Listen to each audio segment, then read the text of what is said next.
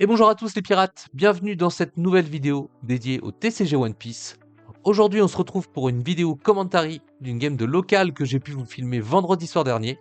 C'est une partie qui oppose Zoro Vert contre Boniver. Si vous avez aimé le contenu de cette vidéo, n'oubliez pas de vous abonner et d'y mettre un commentaire. Dans tous les cas, je vous souhaite un très bon visionnage. Et on est parti pour cette petite game de local. Lancement des dés, 7 pour Zoro et 8 pour Bonnie. Donc c'est Bonnie qui va choisir qui go first et qui go second. Donc c'est une game de demi-finale du coup du local de vendredi soir dernier. Les deux joueurs étaient en 3-0. C'est normalement un match-up qui est plutôt favorable pour Bonnie, que ce soit en go first ou en go second. On est à peu près sur du 40% de win rate pour le Zoro. Le plan de jeu de la Bonnie, hein, ça reste normalement le même qu'il y a depuis un moment maintenant. C'est de réussir à se défendre en early et puis de poser ses gros tons en late. Et le plan de jeu de Zoro, je pense que ça va être de vraiment justement d'aller éviter que Bonnie s'installe trop et qu'il pose trop de gros tons. On peut voir que la Bonnie a choisi de go second. On a eu un premier tuto de la part du Zoro sur une Cavendish. Ok. Donc on a 2 Rosinante dans la main de la Bonnie, un U rouge, un Event Counter 3K et j'ai cru voir un Zoro 9. C'est une main. C'est pas une main de fou, mais c'est pas une mauvaise main non plus. Pourquoi je dis ça? Parce que justement Bonnie va pouvoir défendre ses points de vie en early grâce à ses bloqueurs. Le U rouge va vraiment venir installer le setup avec le don actif pendant le tour adverse. Donc c'est plutôt pas mal. Il manque un peu de mid-game, il manque de la Cavendish, il manque du smoker, il manque de la carotte, ce genre de choses. Bon, on verra s'il arrive à les trouver dans ses points de vie. Première tape de la game, on est sur un 5 leader de la part du Zoro. Bonnie hésite à défendre. Ok, il défend avec un petit bloqueur. Je sais pas si j'aurais défendu celle-ci, personnellement. Étant donné que on cherche quand même un peu de mid-game. Au prochain tour, il va pouvoir nous jouer U rouge. Ça, il n'y a pas de problème là-dessus. Mais le souci, c'est sur ces Sidon, quoi. Qu'est-ce qu'il va nous faire sur Sidon? Il a pas grand-chose à jouer sur les Sidon. Zoro qui réfléchit. On n'a pas trop vu la main de Zoro. On a vu un petit bloqueur. Une Cavendish. Il y a une Quina apparemment. Ok, bon, il a rien à jouer sur 3 dons, 5 clear. Ok, là il prend sa tape. Il prend sa tape. Et ça va être un pass turn. T2 pour la Bonnie. Je pense que le tour est téléphoné, hein. C'est tout simplement U rouge. On a vu qu'il avait pu choper une Tashigi sur son premier PV. Ah, il hésite à gérer la Perona. Ouais, je suis pas sûr que gérer la Perona soit nécessaire. Là, il a tapé à 5 avec, mais au prochain tour, s'il joue sa curve, normalement, la Perona devrait pas être engagée avec des dons dessous. Donc, prendre un point de vie, c'est quand même plutôt pas mal. Ok. On peut voir un Mihawk aussi. On peut voir un counter 2K. Dans la main du Zoro, il va nous jouer Quina. Quina. Alors, qu'est-ce qu'il va nous... Il va rester le rouge, ouais. Ça, c'est plutôt un bon choix de la part du Zoro de reste le rouge à la place du Rosinante. Dans tous les cas, le rouge partira pas ce tour-ci. Ça, c'est sûr, parce que si Si Bonnie décide de ne pas tracher de carte pour défendre le rouge, il peut y faire effet Rosinante pour venir défendre son rouge. Ok, il laisse partir le rouge. Ok. Il laisse partir le rouge, très bien. Il doit estimer que le Rosinante est un peu plus important que le rouge, tout simplement. Ok, une Perona, on n'a pas vu le taux par contre. La main de la Bonnie reste quand même assez faiblarde là en mid-game, hein. Il n'y a pas de. Il n'y a pas de body, y a pas de body à jouer sur Sidon. On a pu voir un Audi Jones, il va taper, ok. Oh, un troisième Rosinante du coup. Donc il a pris son deuxième PV, il va chercher des ressources. Qu'est-ce qui. Ok, il n'y a pas de top deck. Pas de top deck là. On n'a pas de Cavendish, on n'a pas de Smoker, on n'a pas de carotte. Ouais, cette Queen il faut la gérer, hein. Bonnie décide de gérer la Queen, c'est une bonne chose. Ok, double. Bah ouais, hein. Double bloqueur quand on peut pas poser de body en mid game. Qu'est-ce qu'on fait avec Bonnie? Eh ben on pose des petits bloqueurs. On pose des petits bloqueurs et on attend le late game pour venir poser ces gros tons et venir éclater la face de notre adversaire avec des grosses tapes à base de Zoro et de Audi Jones et de Kid 8.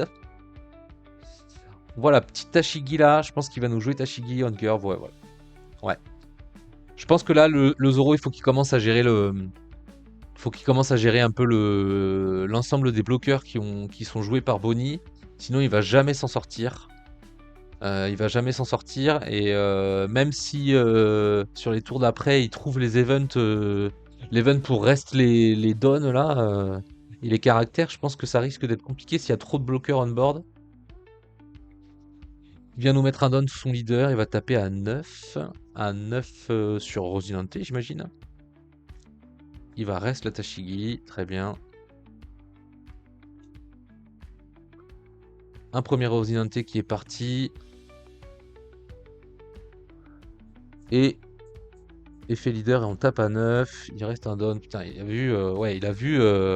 Ok, il a vu 3 Perona quand même, hein. 3 Perona, quand tu joues Zoro, c'est quand même pas mal, hein.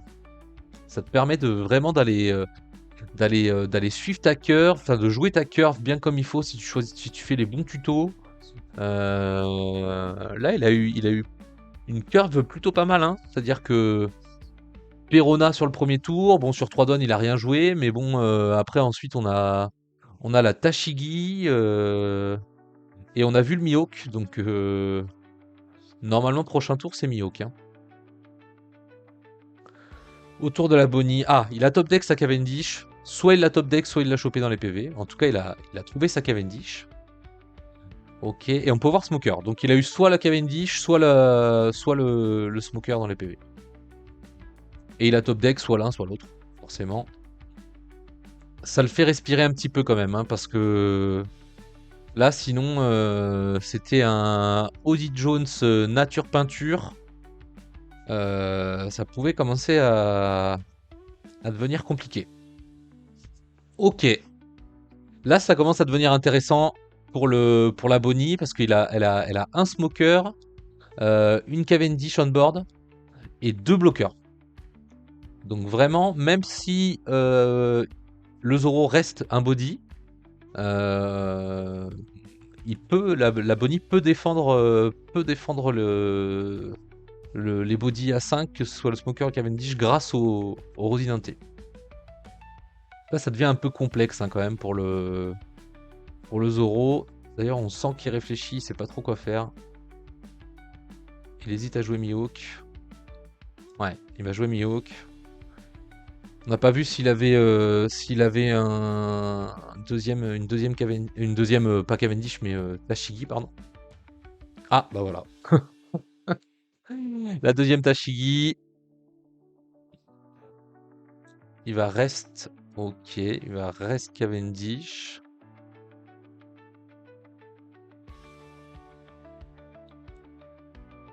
Ok. Met 3 dons sous leader. Tape à 8 sur Cavendish. Tape à 8 sur Cavendish. Ok. Alors là, je sais pas si reste la Cavendish, c'est le bon play. Je vais vous mettre sur pause pour vous expliquer un peu. Je sais pas si reste la Cavendish, c'est le bon play. De mon point de vue, là, l'idée, ça aurait été peut-être de reste un Rosinante. Pour être sûr de trade le Rosinante, ça c'est sûr. Donc, 3 dons sous leader, on tape sur le Rosinante. Et de retaper leader. Enfin, de taper sur le Rosinante et de taper ensuite sur le leader. Et espérer que la Bonnie lâche le deuxième Rosinante. Parce que là, c'est sûr, dans tous les cas, la Bonnie, normalement, elle laisse pas partir le Cavendish, c'est sûr. Là, franchement,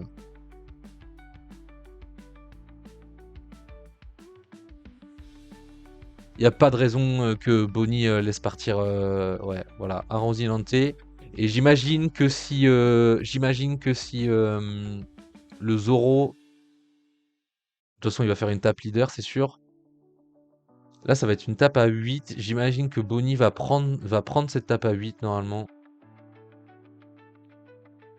Ou alors elle peut décider de défendre, on voit le counter 3000.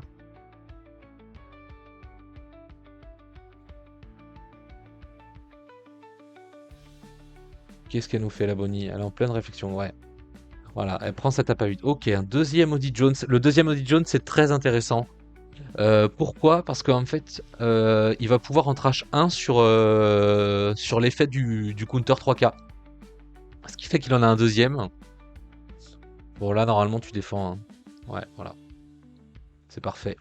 Impeccable. Pas de raison de pas défendre. Là, faut pas tomber à 0. Faut pas se mettre en danger. Le Zoro a quand même pas mal de cartes en main. Le Zoro a quand même pas mal de cartes en main. Ça va être compliqué d'aller prendre des points de vie ou de trade du board.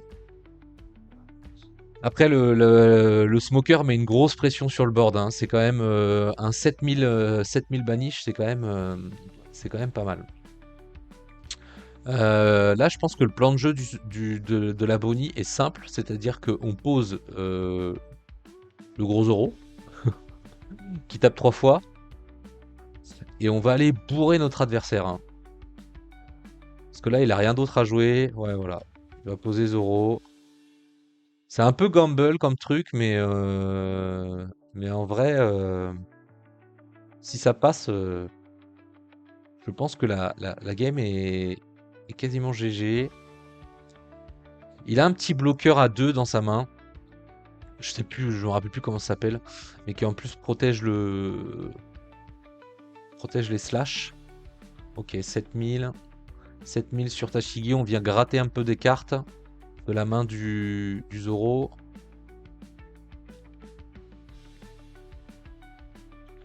Effet smoker, on se remet un don. Je pense qu'il va faire 7000. J'imagine qu'il va faire 7000. Ouais, je pense que tu fais un petit 7000 leader en vrai, c'est pas mal, hein. Je pense que tu tapes leader là, hein. Le Zoro il a 4 cartes, 5 cartes. Ouais, ouais, 7000 leaders pour continuer à faire trash des cartes.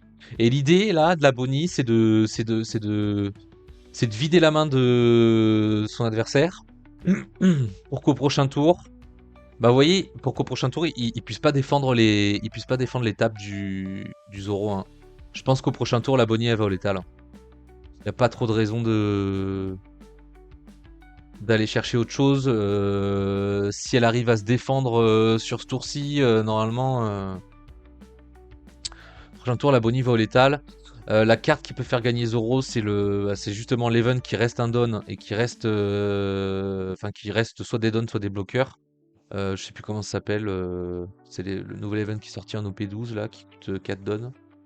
Mais j'ai pas l'impression que Zoro là, il va tuto un autre Mihawk. Ok. J'ai pas l'impression que Zoro a l'event. Malheureusement, je pense que c'est la seule carte qui le fait gagner. Parce que là, il pourrait faire... Il aurait pu faire l'event, reste un don et reste un débloqueur. Et on voit la main de la... On voit la main de la Bonnie et il n'y a pas grand chose pour défendre. Il y a une Tashigi, j'ai cru voir une deuxième Tashigi, j'ai pas trop reconnu la carte. Donc ça fait 2 counters de K. C'est pas énorme. Mais s'il peut pas reste les bloqueurs, malheureusement. Ouais. Malheureusement, il a pas l'event. Et ça, pour moi, ça signe l'arène mort du Zoro. Hein. Ça signe l'arène mort du Zoro. 9 leaders. Il n'y a aucune raison de ne pas prendre ce 9 leaders. Ouais. De prendre ou de bloquer, dans tous les cas, la prochaine, il va la prendre. Là, malheureusement, le Zoro, c'est là, je pense que c'est échec et matin. Ok, 7, j'imagine. Ouais, je pense que c'est échec et mat, ouais.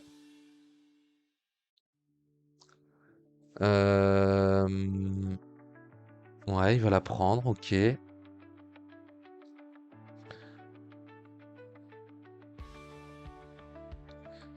Parce que là, au prochain tour... Ouais, il va retaper à 7, il a bloqué, ok.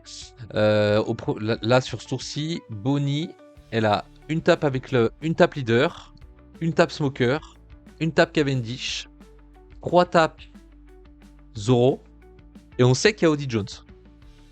Donc ça fait 7 tapes. 7 tapes, le Odie Jones va reste les 2 bloqueurs, voilà, exactement. Reste les 2 bloqueurs, donc il y a 7 tapes, et le Zoro a 2 cartes en main. Je pense qu'il faut faire 7 leaders avec le smoker en first. Il a un bon... ouais, c'est un bon sequencing ça. Parce que 7 leaders, en fait, soit il défend et du coup il trash ses 2 cartes. Et en fait, le 5 leaders, si Bonnie peut taper ensuite à 5 avec son leader, ça va forcément passer puisqu'il n'y aura pas de carte dans la main du Zoro. Là, le Zoro il est en train de calculer, mais malheureusement, je pense que c'est perdu là.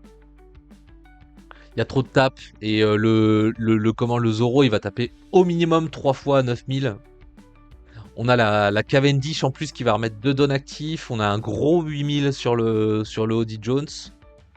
Là, à mon avis, si si la Bonnie fait les bons calculs, il devrait pas trop y avoir de soucis pour trouver le létal. Hein.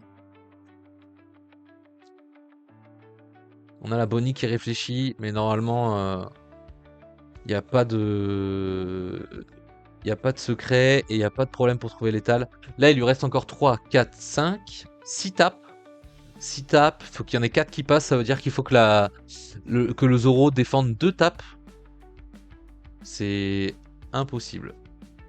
C'est impossible. 5, ouais. Ok, il vient gratter une carte. Ça, c'est plutôt bien vu de la part de la Bonnie d'aller gratter une carte. 7 leaders, ça passe. Ok. Parfait, on se remet 2 dons actifs.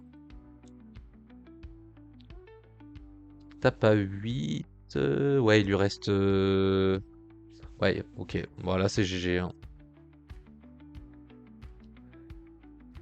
Ok, 9. Ouais, il va faire 10. Et 10. Et GG. GG de la part de la Bonnie, ça a été bien établi de la part de la Bonnie. On a vu en early game le posage des petits bloqueurs, etc. On prend ses PV, on va chercher des ressources, puis on pose le gros Zoro à 9000, et puis bah on frappe quoi. Hein. Après voilà, le Zoro il a pas trouvé il avait un tour, le tour juste avant le létal de la Bonnie. Il avait un tour où il aurait pu létal la Bonnie, mais il avait pas l'event pour reste un don et enfin pour reste les dons et les bloqueurs. On se retrouve tout de suite pour les decklists des 2 joueurs que je vais vous présenter. Et on est parti pour l'analyse des 2 decklists. Première decklist, decklist de Zoro avec un engine, avec un core de deck slash classique. Les deux tutos, Tashigi, Cavendish, Quina, les counters de K, le Zoro, le Mihawk, ça c'est plutôt classique, c'est quelque chose qu'on voit dans quasiment toutes les decklists Zoro. La seule chose qu'on pourrait noter, c'est la présence d'un engine Is Blue avec cette Nami. On a quand même 22 cartes Is Blue, hein. Donc c'est quand même pas rien. Qui peut aller tuto les... Je sais jamais dire cette carte, les Shimotsuki Kusaburu. Donc le counter de K. Qui peut aller tuto les Quina, qui peut aller tuto ce petit Hatchan qui est un counter de K qui est uniquement dans le deck pour le counter de K, puisqu'il peut pas être, le trigger peut pas être activé. Tashigi, je crois qu'elle est Is Blue aussi. Voilà, donc une petite Tashigi. Donc c'est vraiment tuto counter de K plus carte clé type Tashigi. Après le reste c'est quand même assez classique. On a un peu moins, pas beaucoup d'events counter 3000 et qui reste des dons. Là on en a que 2. J'ai vu pas mal de decklists qui ont joué 3 ou 4 quand même. C'est quand même une carte très très forte, hein, donc voilà. La decklist de la Bonnie, juste derrière. Ok. Ok, je comprends mieux pourquoi elle a Go second. Parce qu'en fait, elle a pas de T1, pas de tuto Bonnie qui se reste là. Elle a juste le Kill and Killer. Donc je comprends mieux pourquoi elle a Go second. On a un bel engine mid-game, Carotte, Cavendish, Bonnie Smoker. Alors cette Bonnie. Ça, c'est celle qui est sortie en OP12. Je sais pas trop quoi en penser. Il y en a qui la jouent, il y en a qui la jouent pas. Ça reste une bonne carte, hein. Draw 2 trash 1, setup un don actif, c'est un bloqueur. Ça reste une bonne carte. Moi, perso, je sais pas trop quoi en penser. Et en late game, on a ce Audi Jones Mihawk Zoro en gros ton. Alors, du coup, effectivement, il a bien joué le plan de jeu de son deck parce que j'imagine que le plan de jeu de son deck, c'est de poser les petits bloqueurs. Rosinante, U rouge. Et puis d'arriver sur le mid-game avec des carottes qui contrôlent le board, des Cavendish qui te remettent des dons ou des bonnies qui te font draw, des smokers qui mettent un smoker qui met un peu la pression, et de poser ça. Et de poser lui là. Poser lui et de mettre des grosses tapes des grosses tartes dans la tronche de ton adversaire. Et de dire bah GG mec, hein, je vais taper très fort 3 fois pendant le tour en ayant resté bloqueur. L'Audi Jones. Donc il a bien joué le plan de jeu de son deck. Bon, en tout cas, voilà pour les deux decklists. Je vous la mets un petit coup. La decklist du Zoro ici, la decklist de la Bonnie ici. Si vous avez aimé cette vidéo, en tout cas, n'hésitez pas à vous abonner. Et je vous souhaite une très bonne journée.